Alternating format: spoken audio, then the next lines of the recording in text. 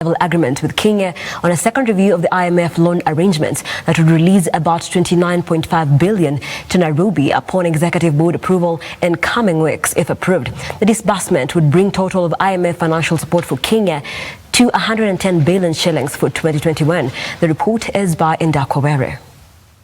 IMF review of Kenya's extended fund facility and extended credit facility programs found that Nairobi had remained committed to their economic reform program, according to the IMF statement released Friday last week. The statement further added that Kenya had outperformed its fiscal targets for the 2020-2021 fiscal year, and tax revenue has been recovering so far in the fiscal year 2021-2022. The Washington-based lender recommends that the ratio of foreign debt to the gross domestic product should not exceed 40% for the developing economies when they seek credit from external lenders. We asked the economic and financial matters expert Vincent Kimosop why IMF keep flouting their own recommendations and channeling loans to Kenya, whose external debt to the GDP is more than... Whereas you may have recommendations and thresholds that you should not go beyond, but there are also contextual issues that you have to put them into bear. For example, we have been in a COVID-19 situation that slowed down economies.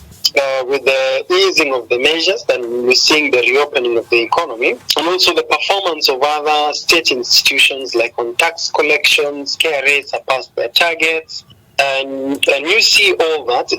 It's part of a broader framework to help you understand and frame debt. Also argues that as the country prepares for the next year's general election, presidential candidates should clearly articulate their plans on how to manage the soaring government debt. Cornering them. It's about ensuring that the right conversation and the right debate is happening, and people are clear on what is being presented on the table as far as debt management is concerned. There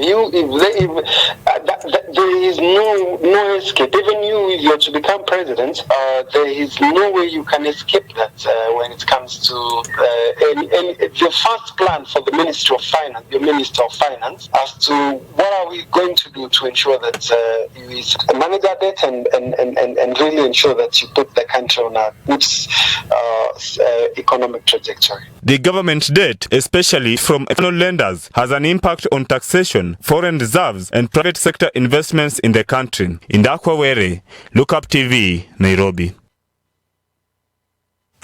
Thank you, Indako Were. That story brings us to a close here on Trending News, but I'll be